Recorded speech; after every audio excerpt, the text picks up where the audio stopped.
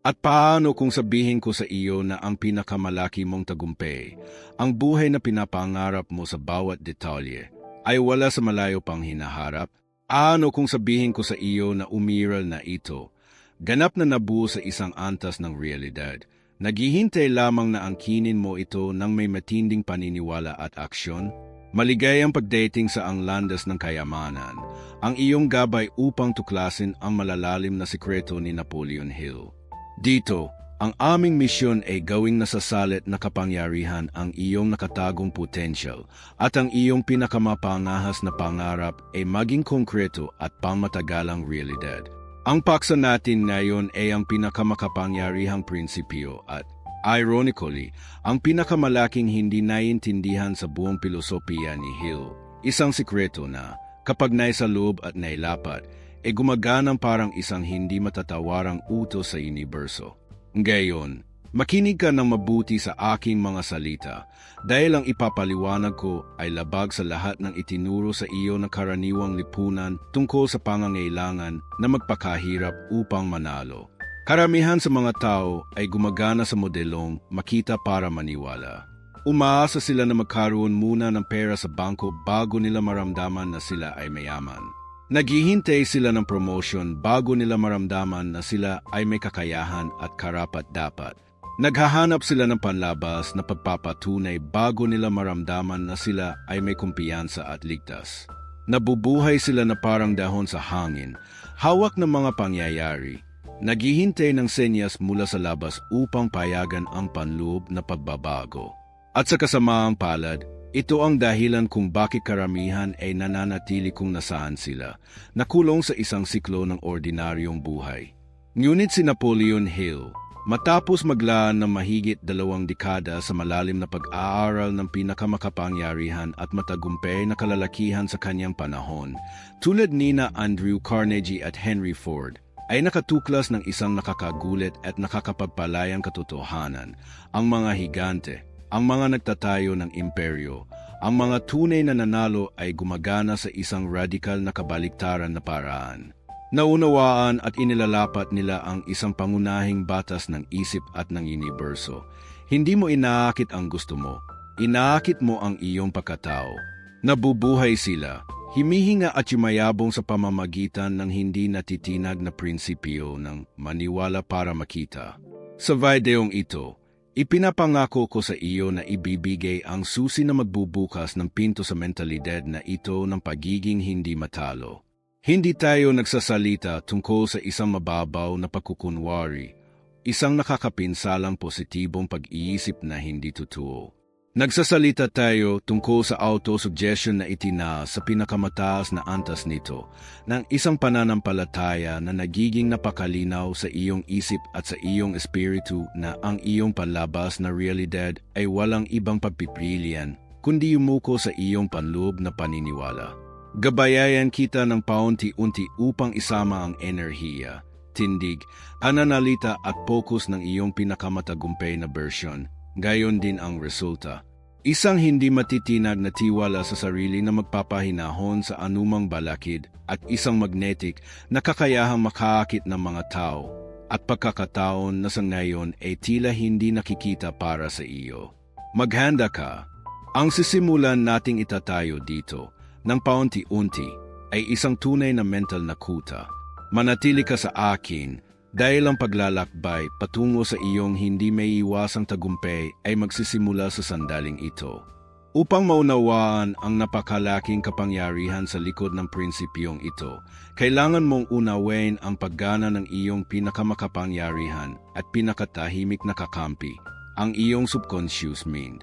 Ilarawan mo sa akin sandali. Isipin ang iyong isip bilang isang malaki at matabang hardin. Ang iyong conscious mind ang hardinero. Siya ang nagpapaasya kung anong mga buto ang itatanim. Ang hardin mismo, ang lupa, ang mayaman at malalim na lupa, ay ang iyong subconscious mind. Ang hardin na ito ay hindi humahatol. Hindi nito kinukuwestiyon kung ang buto ay damo o isang premyadong bulaklak. Ang tanging at pangunahing tungkulin nito ay palagiin ng buong lakas nito ang anumang buto na itatanim ng hardinero doon. Ngayon, Makinig ka ng mabuti sa akin dahil ito ang susi ng lahat. Ang iyong subconscious mind, ang napakalaki at malawak na kapangyarihang ito, ay hindi makakilala ng pagkakaiba sa pagitan ng isang tunay at pisikal na karanasan at ng isang karanasan na paulit-ulit na nabubuhay ng may matinding imahinasyon at emosyon. Para dito, pareho itong tunay at balido. Kapag kumilos ka na parang nanalo ka na, hindi mo sinusubukan na linlangin ang iba. Ginagawa mo, sa katunayan, ang pinakamahalagang gawin na umiiral. Inuutusan mo ang iyong sarili sa pinakamalalim na antas. Ginagampanan mo ang iyong papel bilang master na hardinero. Bawat galaw ng tiwala, bawat desisyon na ginawa ng walang pag-aalinlangan, bawat salita na sinabi na may hindi natitinag na katiyakan ng isang nakarating na, lahat ng ito ay binhi ng tagumpay na sinasadyang itinatanim sa matabang lupa ng iyong subconscious mind. At ano ang mangyayari kapag inulit mo ito ng may disiplina at pagkakapar-pareho? Tinatanggap ng iyong subconscious mind ang bagong realidad na ito bilang isang tapos na katotohanan. At kapag natanggap na ito, nagsisimula itong magtrabaho ng walang pagod, 24 oras sa isang araw, 7 araw sa isang linggo, upang ihanay ang iyong panlabas na mundo sa bagong panloob na programming na ito. Paano ito nagpapakita sa praktikal na paraan? Nakakabihani. Lumilinaw ang iyong intuition. Bigla, mayroon kang tamang idea sa tamang oras. Naririnig mo ang isang casual na komento sa isang usapan at nakikita mo doon ang isang pagkakataon sa negosyo na dati ay hindi mo mapapansin. Nagbabago ang iyong pisikal na tindig, lumalakad ka ng may higit na layunin, nagiging mas matatag ang iyong pagkakamay. Ang iyong tingin ay direkta at sigurado. Nararamdaman ng mga tao ang enerhiyang ito. Hindi nila may paliwanag kung bakit, ngunit mas nagtitiwala sila sa iyo. Gusto nilang maging malapit sa iyo. Nakikita ka nila bilang isang natural na pinuno. Hindi ibinibigay sa iyo ng universo ang hinihingi mo ng iyong bibig. Ibinibigay nito ang tapat na refleksyon ng iyong pagkatao sa loob. Sa pagkilos na parang isang nagwagi, nagiging magnet ka para sa mga pangyayari, tao at mapakukunan na maghahatid sa iyo sa tagumpay. Ito ang sikreto na personal na kapangyarihan na sinimulan ni Napoleon Hill. Hindi ito suwerte. Ito ay mental na agham. Ito ay inilapat na disiplina. Kaya ang tanong ay hindi kung ito ay gumagana. Ang tanong ay, ano ang eksaktong imehe ng tagumpay na ilalagay mo sa iyong isip? Dahil kung walang malinaw na target, maging ang pinakamakapangyarihang mamamana ay bumabaril ng walang direksyon. At dito eksakto nagkakamali ang 79% ng mga tao. Dito namamatay ang pangarap bago pa man ito isinilang. Sa kawalan ng kalinawan, sa hamog ng kawalan ng katiyakan. Inawag ni Napoleon Hill ang antidote para dito na malinaw na pangunahing layunin. At bigyang pansin mo ang salitang malinaw. Hindi ito isang malabo na pagnanais tulad ng gusto kong maging mayaman. Hindi ito layunin, ito ay isang delusyon. Hindi ito gusto kong maging matagumpay. Hindi ito layunin, ito ay usok. Ang iyong subconscious, ang dakilang tagabuo, ay hindi gumagana sa usok. Gumagana ito sa mga proyekto ng inhinyero. Kailangan nito ng detalyadong plano upang masimulan ang gawain. Kung wala ito, ito ay nananatiling paralisado. Sa makatuwid, ang una at pinakamahalagang hakbang sa pagkilos na parang nanalo ka na ay ang tukuyin ang tagumpay. Kaya, tatanungin kita ngayon at gusto kong ilarawan mo ito ng halos masakit na tindi. Isara mo ang iyong mga mata kung kinakailangan. Ano ang iyong tagumpay? Hindi ang tagumpay ng ibang tao, kundi ang iyo. Ano ang eksaktong halaga ng pera na gusto mong makaroon o mabuo taon-taon? Isulat ang numero. Tingnan ang numerong ito sa iyong bank statement. Ano ang takdang petsa para sa tagumpay na ito? Ang isang layunin ay nangangailangan ng deadline upang makalikha ng pagkaapurahan. Ano ang iyong perpektong araw mula sa oras na gumising ka? Saan ka nakatira? Subukang damin ang tela ng iyong kumot, ang amoy ng iyong cup sa umaga, ang tanawin mula sa iyong bintana. Ano ang pakiramdam mo kapag tinitingnan mo ang iyong sarili sa salamin? Damhin ang emosyon, Damin ang tiwala, ang kapayapaan ng isip, ang payapa at malakas na kapangyarihan na pumupuso sa iyong mga ugat. Sino ang iyong nakakasalamuha? Ano ang mga usapan? Anong epekto ang nabubuo ng iyong trabaho sa buhay ng iba? Makinig ka ng mabuti sa akin ngayon. Ang imeheng ito, ang matingkad at puno ng emosyon na tagpong ito, ito ang iyong script. Ito ang taong sisimulan mong isama mula ngayon. Hindi ka nakikilos bilang isang pangkalahatang nagwagi. Kikilos ka bilang ang particular na tao na nakatira sa bahay na iyon. Bumubuo ng halagang iyon na nakadarama ng hindi natitinag na tiwala. Ang bawat desisyon mo mula sa sandaling ito ay dapat dumaan sa isang filter lamang. Gagawin ba ito ng taong nagwagi na kalalarawan ko lang? Kakainin ba niya ito? Gugugulin ba niya ang kanyang oras sa ganitong paraan?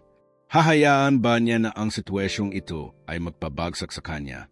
Ang pagkakaroon ng ganitong malinaw na kaliwanagan ang siyang nagpapalit ng pag-asa sa focus. At ang focus, tulad ng sabi ni Hill, ay ang kakayahang idirekta ang lahat ng iyong mental at spiritual na kapangyarihan para sa katuparan ng isang layunin.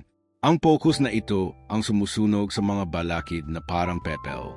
Ngunit walang silbi ang pagkakaroon ng pinakadetalyadong mapa ng kayamanan kung sa unang bagyo ay hahayaan mo itong tanggayin ng hangin. Ang pagkakaroon ng blueprint ng iyong tagumpay ay ang unang hakbang.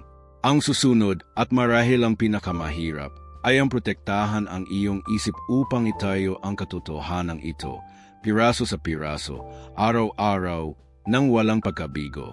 At dito eksakto naghihiwalay ang nangangarap at ang gumagawa. Dahil sa sandaling iguhit mo ang plano ng iyong bagong buhay. Isang malaki at hindi nakikitang puwersa ang susubok na hilahin ka pabalik sa iyong dating sarili. Ito ang iyong mga nakaraang gawi. Ang iyong malalim na nakaugat na mga limitasyong paniniwala. Ang mapanlinlang na tinig ng takot at pagdududa na umalingaw sa mga sulok ng iyong isip. Ito ang mapanganib na ginhawa ng pagiging ordinaryo. At dito pumapasok ang mandirigma. Dito pumapasok ang bertud na itinuturing ni Napoleon Hill na pinakamataas sa lahat, ang disiplina sa sarili. Kalimutan mo ang ideya na ang disiplina ay pagdurusa o pagpaparusa. Ito ay kasinungalingan na sinabi sa iyo upang manatili ka kung nasaan ka. Ang disiplina sa sarili ay ang pinakamalaking pagpapakita ng pagmamahal sa sarili na umiiral. Ito ang sinadyang desisyon na maging tapat sa iyong hinaharap na sarili, sa halip na manatiling bihag ng iyong nakaraang sarili. Ito ang kalamnan na nagbibigay daan sa iyo upang patuloy na kumilos na parang nanalo ka na, kahit na ang balanse ng iyong bangko, ang iyong amo o ang mga pangyayari sa paligid mo ay sumisigaw ng kabaligtaran. Ang disiplina sa sarili, sa esensya nito, ay ang ganap na kontrol ng iyong pagtuon. Ito ang sagradong kakayahan na maging master ng iyong sariling atensyon. At sisimulan mong sanayin ang kalamnan na ito sa mga ritual ng kapangyarihan. Makinig ka ng mabuti sa akin ngayon. Ang iyong unang oras ng umaga ang tumutukoy sa resulta ng iyong pang-araw-araw na labanan. Bago mo hawakan ang iyong cellphone, bago ka mahawa ng mga balita, bago mo bigyan ng pahintulot ang mundo na diktahan ang iyong estado ng isip, mayroon kang isang hindi may iwasang pangako sa iyong tagumpay. Kunin ang blueprint na nilikha mo, ang iyong malinaw na pangunahing layunin, at basahin ng malakas, nang may paniniwala at damdamin. At katapos, sa loob ng 5 hanggang 10 minuto, ipikit ang iyong mga mata at lubos na isawsaw ang iyong sarili sa tagpo ng iyong ganap na tagumpay. Damhin ang emosyon, damin ang pasasalamat, ang kapangyarihan, ang kapayapaan. Ang ritual na ito ay ang iyong pang-araw-araw na bakuna laban sa virus ng pagdududa at takot. Pangalawa, kailangan mong agad na simulan ang isang mahigpit na dieta sa pag-iisip. Isipin ito, hindi pinapayagan ng isang hari ang mga taksil at espiya sa kanyang korte. Sa parehong paraan, hindi mo na maaaring payagan ang mga pag-iisip ng kakulangan, takot at limitasyon sa korte ng iyong isip. Maging walang awa, Pitulin ang akses sa mga pesimistikong balita, lumayo sa mga taong nabubuhay upang magreklamo, himinto sa pagsunod sa mga nilalaman na nagpaparamdam sa iyo na hindi ka sapat. Ikaw ang tagapangalaga ng iyong mental na muso. Mulang gayon, ipapakita mo lamang ang mga obra maestra na kapangyarihan, kakayahan, kayamanan, at walang katapusang posibilidad. Ang mental na protection na ito ay hindi passive, hindi lamang ito pagtatanggol. Sa patuloy na pag-practice nito, isang pambihirang bagay ang nagsisimulang mangyari. Nag-iipon kan personal na kapangyarihan. Humihinto ka sa pagiging dahon sa hangin na nagre-react sa mundo at nagsisimula kang maging ang mismong hangin. Nagiging sanhi ka at hindi na ang epekto. At sa puntong ito, natuklasan mo ang tunay na kahulugan ng kapangyarihan. Ngunit anong kapangyarihan ito? Gayon, makinig ka na mabuti sa akin dahil napakahalaga na maunawaan mo ang pagkakaiba. Huwag mong ipagkamali ang kapangyarihan sa lakas. Ang lakas ay ang pagsigaw upang marinig, ang pagpataw ng iyong kalooban, ang pakikipaglaban sa agos. Ang lakas ay nangangailangan ng napakalaking pagsisikap. Ito ay lumilikha ng paglaban at laging nagdudulot ng salungatan. Ito ang landas ng pagkaubos. Ang kapangyarihan, ang tunay na kapangyarihan na nagmumula sa isang nakahanay at disiplinadong isip, ay ganap na naiba. Ito ay tahimik, ito ay magnetiko. Ito ang kalmado at hindi matitinag na katiyakan ng isang taong alam kung saan siya pupunta at na ang kanyang pagdating ay isang bagay lamang ng oras. Isipin ang lakas ng grabidad. Hindi kailangan ng isang planeta na magsika upang panatilihin ang kanyang mga buwan sa orbit. Ang kanyang simpleng pag-iral, ang kanyang masa, ay lumilikha ng isang larangan ng kapangyarihan na likas na umaakit sa kanila. Sa parehong paraan, kapag ang iyong isip ay puno ng kalinawan ng iyong layunin at protektado ng disiplina sa sarili, lumilikha ka ng isang larangan ng personal na enerhiya. Ang mga tamang tao, ang mga henyo na ideya, at ang mga pagkakataon na kailangan mo ay nagsisimulang maakit sa iyong orbit, halos parang mahika. Ang pagkilos na parang nanalo ka na ay ang panlabas na pagpapakita ng panloob na kapangyarihang ito. Ang taong nanalo na ay hindi kailangang patunayan ang anuman. Hindi siya nag-aaksaya ng oras sa walang saysay na pagtatalo. Hindi siya natitinag sa opinyon ng mga taong walang narating. Kumikilos siya ng may ekonomiya ng enerhiya at isang katumpakan na nakakahipnotismo. At ang kanyang mga salita ay may higit na bigat, hindi dahil malakas ang mga ito, kundi dahil punong-puno ang mga ito ng paniniwala na mararamdaman mo ng malalim. At ngayon ay oras na para isama mo ang kapangyarihang ito, para gawin itong pisikal, para magkaroon ng kasunduan sa iyong sariling kadakilaan. Gusto kitang imbitahan na gumawa ng isang bagay na higit pa sa isang simpleng komento. Ito ay isang deklarasyon, isang psikomagikong kilos na nagpapaadala ng direktang utos sa iyong subconscious. Huwag mo itong gawin para sa akin o para sa pakikipag-ugnayan ng channel. Gawin mo ito para sa iyo. Gawin mo ito bilang isang kilos ng pagsunog ng tulay sa iyong dating sarili. Gawin mo ito upang ang iyong hinaharap na sarili ay makalingon at malaman na sa sandaling ito eksakto ginawa ang desisyon. Itigil mo ang ginagawa mo saglit. Umunta kang ngayon sa seksyon ng mga komento at isulat ng buong paniniwala na umiiral sa iyong pagkatao ang tatlong salitang ito. Tatlong salita na isang dekreto, isang propesya at ang iyong bagong pagkakakilanlan. Isulat, ako ay nagwagi. Gawin mo itong gayon. Damin ang pag-vibrate at ang katotohanan sa mga salitang ito habang initype mo ang mga ito. Handa na. Ginawa na ang dekreto. Ang kasunduan ay nakaselyo na. Sa enerhiyang ito na umaagos sa iyo, handa na tayo para sa susunod na hakbang, ang pagbabago ng panloob na kapangyarihang ito sa kinakalkula at malaking aksyon sa totoong mundo. Dahil, tulad ng sabi ng sinaunang at matalinong teksto, ang pananampalataya na walang gawa ay patay. Ang mentalidad ng nagwagi, gaano man ito kalakas, ay ang pag-aapoy, ang aksyon ang gasolina na nagpapagalaw sa makina ng realidad para sa iyong kapakanan. Ngunit pansinin, hindi ito tungkol sa anumang aksyon.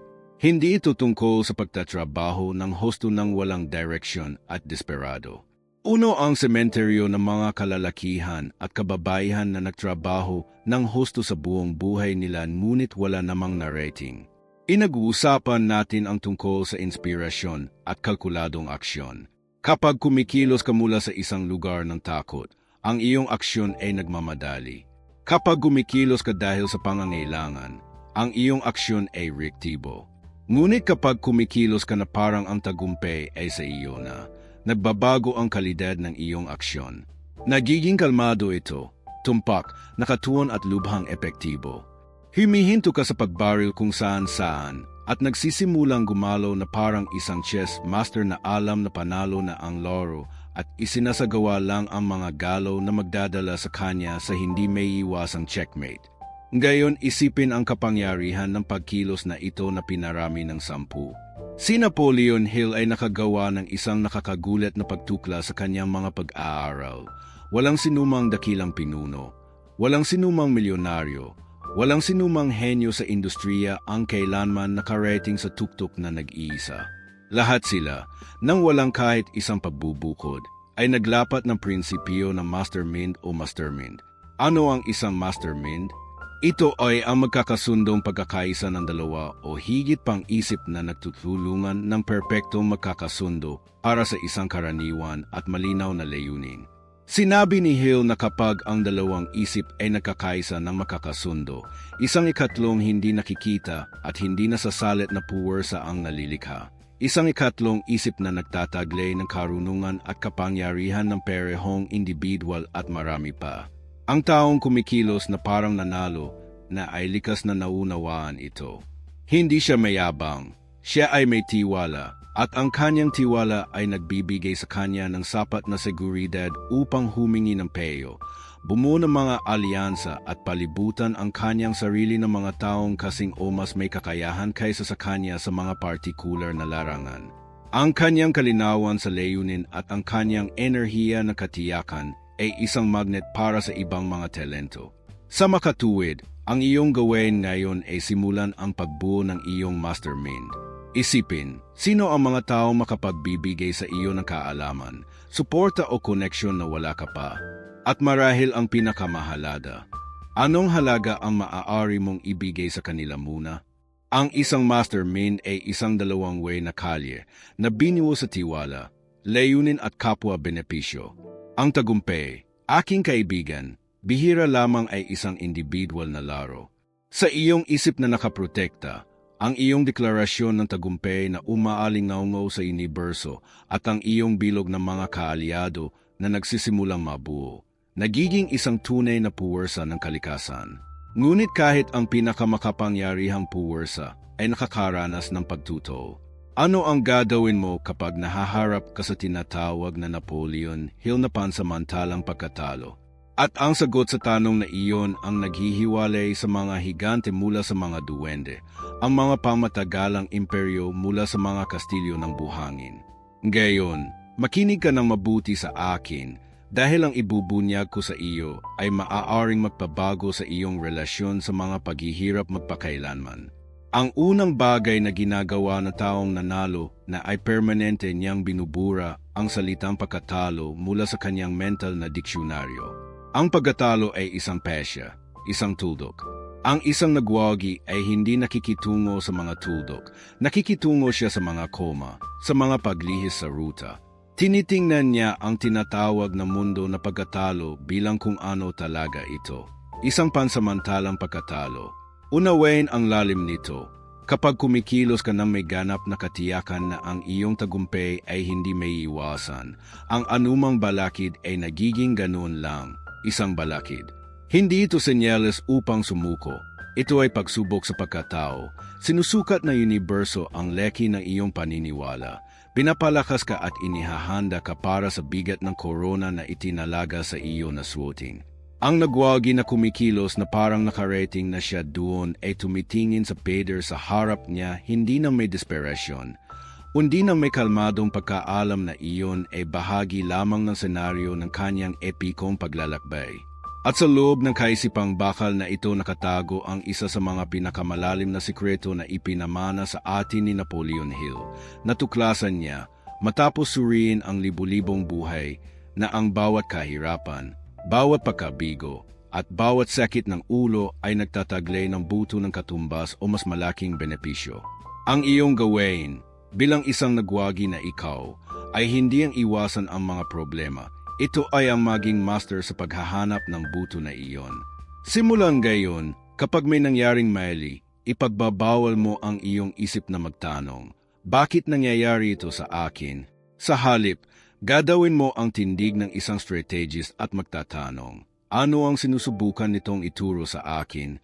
Nasaan ang pagkakataon na hindi nakikita ng aking mga kakumpetensya? Nabulag sa takot, ano kung magagamit ang sitwasyong ito upang mas mapabilis ang aking pag-usad patungo sa aking layunin? Ang kliyente na nawala sa iyo, siguro, pinupuno niya lang ang espasyo para sa isang kliyente na 1-0 beses na mas mahusay. Ang puhunan na hindi nagtagumpay. Ang araw na kakabili mo lang sa mababang presyo ay magpoprotekta sa iyo mula sa 1,000,000 pagkalugi sa hinaharap. Ang pinto na nagsara, siguro, pinipigilan ka lang nito na makita ang ginintuang gate na kakabukas lang sa tabi. Ang kakayahang ito na magpalit ng lason sa gamot, na gawing hagdan ang mga balakid, ang siyang nagpapahinto sa iyo.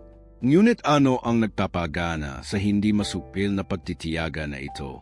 Ano ang nagpapabangon sa iyo ng higit pa kaysa sa dami ng beses na bumabagsak ka? Ito ang pinakamakapangyarihang puwersang nagtutulok na kayang likhain ng isang tao. Ito ang tunay na gasolina ng rocket ng katuparan. At ang gasolina na ito, ang pinagmumulan ng enerhiya na nagpapahintulot sa disiplina sa sarili, na nagpapalit ng pansamantalang pagkatalo sa pagkatuto, at na nagpapagana sa iyong pang-araw-araw na aksyon, ay ang tinawag ni Napoleon Hill na nagliliyab na pagnanais. Pansinin, hindi ako nagsasalita tungkol sa simpleng gusto. Hindi ako nagsasalita tungkol sa isang kagustuhan o isang panandaliang pangarap. Maganda sana kung magkaroon ako ng matagumpay na negosyo. Ito ay mahinang pagnanais. Ito ay isang spark na papatayin ng unang simoy ng paghihirap. Ang nagliliyab na pagnanais ay ganap na iba. Ito ay isang konstruktibong obsesyon. Ito ay isang pag-iisip na nangingibabaw sa iyong isip, na pumipintig sa iyong dugo. Ito ang unang pag-iisip sa pagising at ang huli bago matulog. Ito ay isang puwersa na napakalakas, napakahiwaga, na ang pagsuko ay nagiging physical at mental na imposibilidad. Ito ang bakit sa likod ng iyong layunin, ang hindi matatawarang dahilan ng iyong pag-iral. Gayon, isipin mo sa akin, may isang lalaki sa ilalim ng tubig at may humahawak sa kanya doon. Gusto niya ng hangin, kailangan niya ng hangin. Bawat selula ng kanyang katawan ay sumisigaw para sa oxygen. Sa sandaling ito, hindi niya iniisip ang bayarin na babayaran, kung ano ang iisipin sa kanya, o ang kabanata ng serye na napalampas niya. Mayroon lamang isang focus, isang pagnanais na kumonsumo sa lahat ng iba. Ang kanyang pangangailangan ng hangin ay ganap. Ito ang antas ng pagnanais na kailangan mo para sa iyong tagumpay. Kailangan mong gustuhin ang iyong layunin nang may parehong tindi na ginusto ng lalaking ito ang hangin. Kapag ang iyong layunin ay naging sarili mong emosyonal at spiritual na kaligtasan, ano ang mangyayari? Namamatay ang pagpapaliban, sumusuko ang takot, nagiging hindi mahalaga ang mga opinyon ng iba. Nakakonekta ka sa isang pinagmulan ng enerhiya na tila hindi umiral dati. Nagagawa mo magtrabaho ng mas matagal hindi dahil pinipilit mo ang iyong sarili, kundi dahil ang trabaho ay naging pagpapakita ng iyong pagnanais. Mas nag-aaral ka, mas mabilis kang matuto, mas maaga kang bumabangon, hindi dahil sa obligasyon, kundi dahil hinihingi ng iyong kaluluwa ang pag-unlad. Kaya, tumingin ka sa loob ng iyong sarili ng buong katapatan. Ang iyong pagnanais ba ay isang mahinang apoy o isang nagliliyab na herno? Kung hindi ito sapat na malakas, kailangan mong pakainin ito. At pakainin mo ito sa parehong paraan na pinapakain mo ang apoy, sa mas maraming gasolina. Balik-balikan ang iyong bisyon, Isawsaw ang iyong sarili dito araw-araw. Sumulat tungkol dito. Ag-usapan ito sa iyong mastermind. Isalarawan ang lahat ng gantimpala, ngunit isalarawan din ang sakit ng hindi ito makamit. Lumikha ng napakalaking agwat sa pagitan ng buhay na iyong itinatayo at ng buhay na ayaw mong tanggapin upang ang pagbabalik ay maging pinakamalaking sakit sa lahat. Sa pugon na ito na nagnininga sa loob mo, ang iyong paglalakbay ay nakakaroon ng bagong dimensyon. Hindi ka na lamang kumikilos. Ginagabayan ka ng isang panloob na puwersa na hindi may iwasang humihila sa iyo patungo sa iyong tagumpay. Ngunit paano panatilihing buhay ang apoy na ito araw-araw nang walang pagkabigo? May isang huling sikreto, isang selyo na tinitiyak na ang iyong mental na construction ay magiging isang hindi matitinag na templo. Ang sikreto upang mapanatili ang panloob na hernong ito na patuloy na nagniningas. Ang huling selyo na nagpapalit ng iyong mental na construction sa isang hindi masisirang templo ay isang gawa ng kapangyarihan na kasing banayad ngunit nakakawasak na epektibo.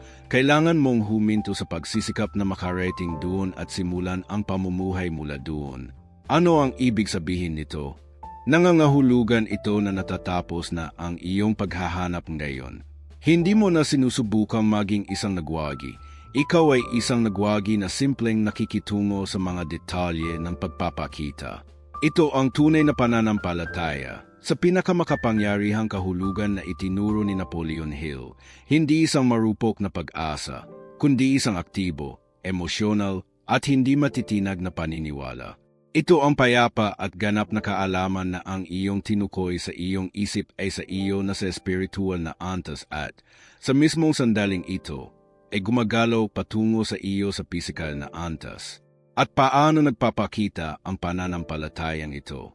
Paano ka nabubuhay sa estadong ito ng tapos ng tagumpay? Sa pamamagitan ng pinakamahinahon at, sa perehong oras, pinakamakapangyarihang puwersa sa universo, ang pasasalamat. Ngunit pansinin, hindi ang karaniwang pasasalamat na isinasagawa ng mundo. Nagsasalita ako tungkol sa isang radical na pasasalamat, isang pasasalamat na nauna. Karamihan sa mga tao ay nagpapasalamat lamang pagkatapos matanggap ang regalo. Ang nagwagi ay nagpapasalamat sa sandaling siya ay humiling, dahil lubos siyang nagtitiwala sa nagpadala. Sa pakiramdam at pagpapahayag ng tunay na pasasalamat para sa iyong tagumpay bago pa man ito makita ng iyong mga meta, nagpapadala ka ng pinakamay ugnay at pinakamakapangyarihang senyas na umiral. Sinasabi mo sa iyong subconscious, tapos na ang diskusyon. Ito ay totoo. Nangyari na ito. Binabago mo ang iyong vibrational frequency mula sa gusto ko na isang enerhiya ng kakulangan tungo sa mayroon ako at nagpapasalamat ako na siyang frequency ng ganap at natapos na kasaganaan. Sa makatuwid, mula ngayon, sa iyong sagradong ritual sa umaga at gabi, idaragdag mo ang selyo ng kapangyarihan na ito sa dulo ng iyong visualization. Upunuin mo ang iyong puso ng tunay na pakiramdam ng pasasalamat. Sabihin ng malakas o sa iyong sarili, lubos akong nagpapasalamat sa kayamanan na umaagos na sa aking buhay. Nagpapasalamat ako sa perpektong kalusugan na aking tinatamasa. Nagpapasalamat ako sa karunungan na gumagabay sa bawat isa sa aking mga desisyon. Nagpapasalamat ako sa pagiging taong nagwagi na idinekreto ko. Damin ang katotohanan sa bawat salita. Ito ang sukdulan ng pagkilos na parang nanalo ka na. Hindi ka na nag-aakto. Ikaw ang tagapagmana na nagmay-ari na ng kanyang mana at ngayon ay nabubuhay sa isang estado ng pagpapahalaga para dito. Wala nang puwang para sa pagdududa, takot o kawalan ng katiyakan. Kapag binagsama mo ang isang nagliliyab na pagnanais na nagtutulak sa iyo na may hindi matitinag na pananampalatayang ipinahayag sa pamamagitan ng pang-araw-araw na pasasalamat, nagiging ikaw ang pinapangarap ni Hill para sa bawat tao, ang master ng iyong kapalaran, ang kapitan ng iyong kaluluwa. Ngayon, hawak na ang lahat ng piraso ng puzzle. Oras na para gawin ang huling hakbang at angkinin ang iyong trono. At ano ang tronong ito? Hindi ito isang pisikal na upuan na ginto at pelos. Ang iyong trono ay ang ganap na kontrol ng iyong sariling isip. Ito ang soberenya sa iyong mga pag-iisip, damdamin at kilos. Ito ang kapangyarihan na ipinagkaloob sa iyo sa karapatan na kapanganakan. Ang kapangyarihang magtatag ng isang realidad sa iyong isip at makita itong hindi may iwasang magpakita sa iyong mundo. Tingnan mo ang daan na sabay nating nilakad dito. Naintindihan mo na kailangan mong maniwala para makita. Natuto ka magtanim ng binhi ng tagumpay sa iyong subconscious. Iginuhit mo ang eksaktong blueprint ng iyong buhay na may malinaw na layunin. Itinayo mo ang mga pader ng iyong mental na kuta sa pamamagitan ng pagdidisiplina sa sarili. Idineklara mo ang iyong kapangyarihan. Natuto kang lumikha ng master alliances na gawing pagkakataon ang pagkatalo. Sinindihan mo ang nagliliyab na apoy na matinding pagnanais at, sa huli, sinaliuhan ang buong istruktura ng pananampalataya at paunang pasasalamat.